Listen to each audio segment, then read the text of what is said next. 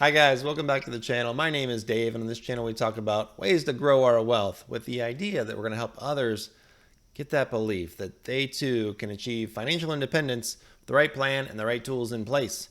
So today I want to talk about options again, credit spreads. So something new to add to your arsenal. With credit spreads, you can do a lot to mitigate risk.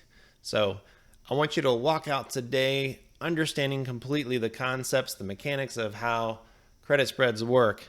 And at the end, I'm going to show you a live trade on Fidelity. So if that's what you're looking for, please stick around. Whoop!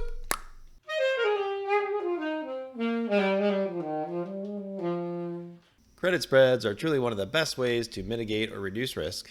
And it's also one of the best ways to develop a stream of income from options. That's what makes them so attractive to so many people. Now, what is a credit spread? Well, it's a two-legged option. The first leg, you're selling an option. The second leg, you're buying an option further out of the money, right? Price-wise, but it's on the same expiration date. Hopefully by now you understand buying and selling puts and calls. That's really important, and I'll link a video above so that you can watch that if you're not completely clear on these ideas. So watch that before you jump into credit spreads, because we're going to be combining some ideas together, and I don't want you to be confused. So I also think a really good way to understand this information is through storytelling or an analogy. So that's exactly what I'm going to do today. I'm going to pretend we've got you and your buddy sitting here, and they've decided, they found a stock. We're in a definite bull market. They're really excited about XYZ stock, which is at $100 a share.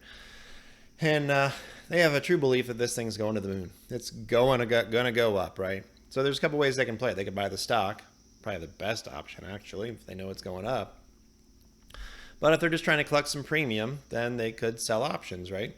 So one way to do that is to sell a put, right? So you got a $100 XYZ stock, and these two buddies get together, you and your buddy, and they think, it could go down to 95 bucks a share, but it's definitely not going any lower than that, and we think it's going to go up. So they go out and they look. 2 weeks out from now, they could buy $95 strike price, with the 2-week expiration, and they can collect a $100 premium. So that's exactly what they decide to do.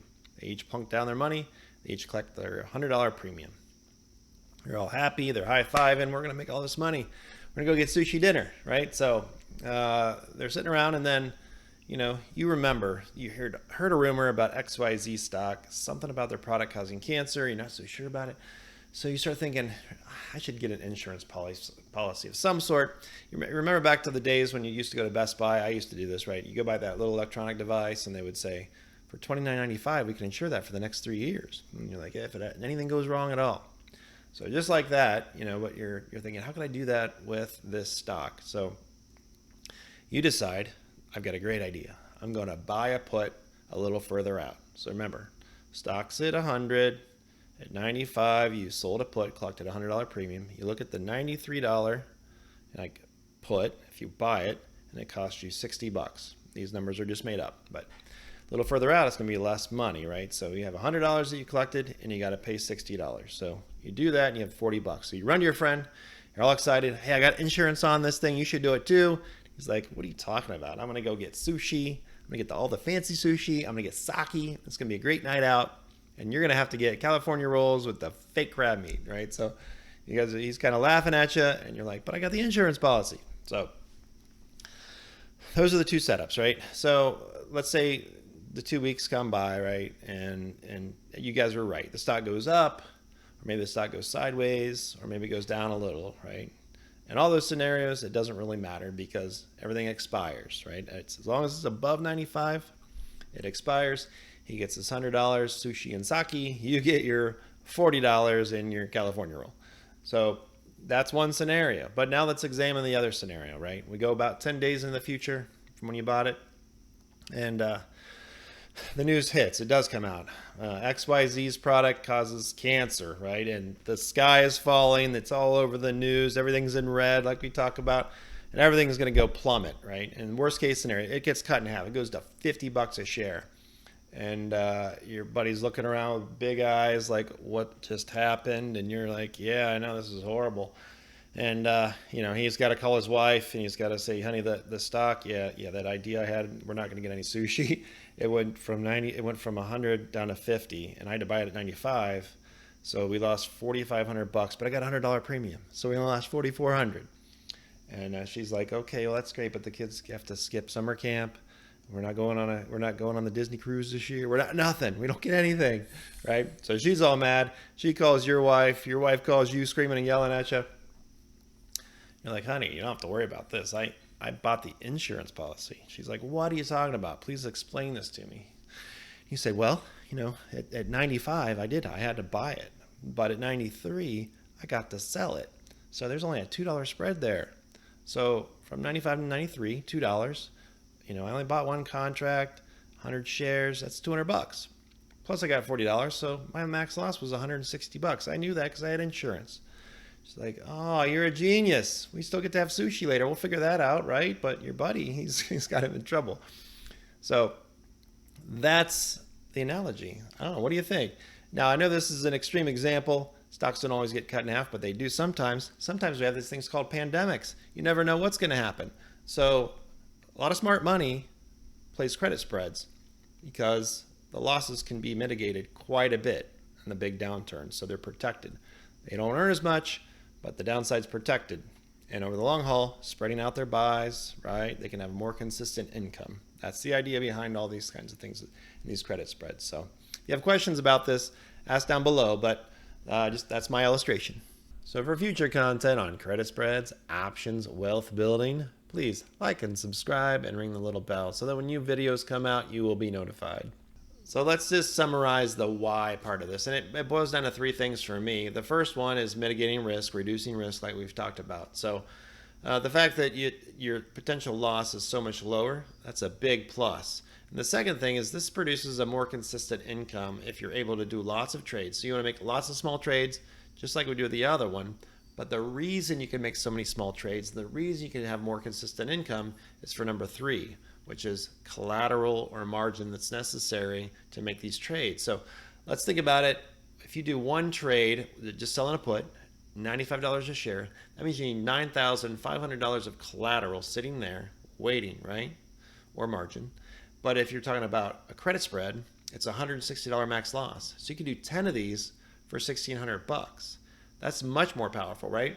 And if you talk about the potential profit, your $40 becomes $400 times 10 contracts, right? So you combine all three of those and you can see just how much more powerful they are and why people gravitate towards these as they figure out options. It's where I'm going to head when I have more time. Unfortunately, I have a full-time job, so it is hard to set enough time aside to do that many trades if you're not a full-time options trader. So I see myself moving towards this in the future, but right now trading the wheel strategy takes a lot less time.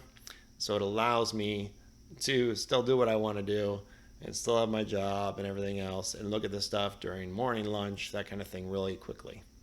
Okay, so let's summarize exactly what we just learned, and we're going to do a little summary right over here so we are on the same page.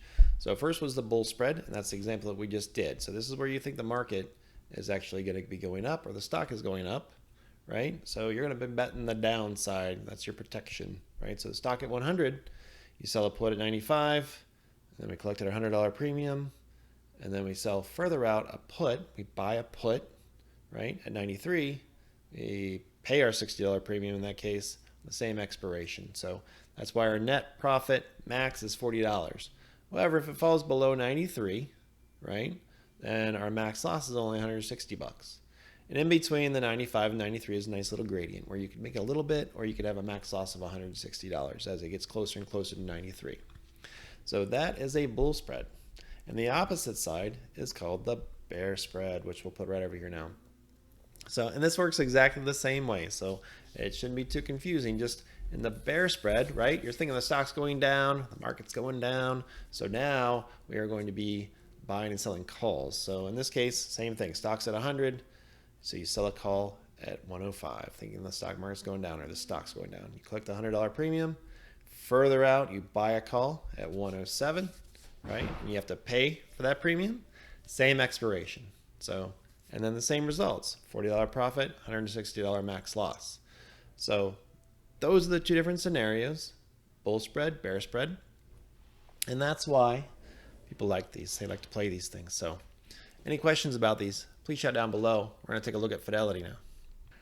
All right, so let's head over to Fidelity now and take a look at what this will look like when you lay it out. And I will say with Fidelity, you need level 3 options trading approved. So you'll have to sign something that protects them and also protects you from yourself, saying you're fully committed and you understand what you're doing. So once you have that turned on, you should see a box like this or an option for a box like this. So what we're looking at here is underlying XLE. So that's a energy ETF. And this is just an example, guys. I know the numbers don't look great here. It's just an example, but strategy is spread. And then you see your 2 legs there. So the first one is a buy to open leg, right? So that's the buy to open. This is our insurance policy. 1 quantity on June 11th at a $54 strike, right? And we're going to be doing a put. So we're, in this case, we're a bull spread, right? Sell to open is the second leg. This is our normal sell and a put. 1 contract, June 11th, 54.5. So the inside leg. And then it gives you a summary down there, right? And we want to do a net credit in this case. So we're doing a net credit. We're going to get $5, a whopping $5 for this trade. And we're risking $45. So this is only 4 days out from expiration, so that's why it's a, it's a good example. Max gain, making my $5. Now I also have to probably pay a fee there, so probably $4 or something like that. But max loss, $45. So again, this kind of just summarizes everything and pulls it all together so you can see it on one page. So let's preview this order and execute it. All right, so after you execute the trade, you should see something like this. Here's your order information showing the underlying and exactly what you did. And after estimated commission, I don't even get the California roll. I get $3.75, and hopefully not a loss of $45. So we'll see how this goes throughout the week. But this is just, again, just an example. Show everybody exactly how this works within Fidelity. Once you have this ready, you place that order and you should see your execution information here with your stock trade, account number. You don't need that. Description of everything and exactly your total estimated order value. Okay, so the last thing on Fidelity is just kind of show you within your account what this will look like. It will look just like any other bought or sold put or call. And they aren't tied together, so you can always close them out whenever you want. They're separate items. But when you actually make the trade, it's nice that you see the net credit and it all tied together and executed at one time. All right, so credit spreads. What do you think? Was that a good example? Did it work out for you? I know for me, it's not something that I utilize as much as trading the wheel strategy, which is my preferred strategy. The reason being is because I have a full-time job and these do take a little bit more time to find and analyze. So for me, the best way is still trading the wheel strategy. But if you're looking to mitigate risk, reduce that risk, then this is the way to go. And the second part of that is if you want a consistent stream of income, this is probably the best way to go. You just have to have the time commitment. So in the future, I see myself getting more and more into this type of trade. But right now, I prefer to trade the wheel. With that said, if you got questions about this stuff, I'd love to answer your questions. Otherwise, please consider to like and subscribe and join our little community. We'd love to have you. I really appreciate you watching. Have a great night. Take care. Whoop!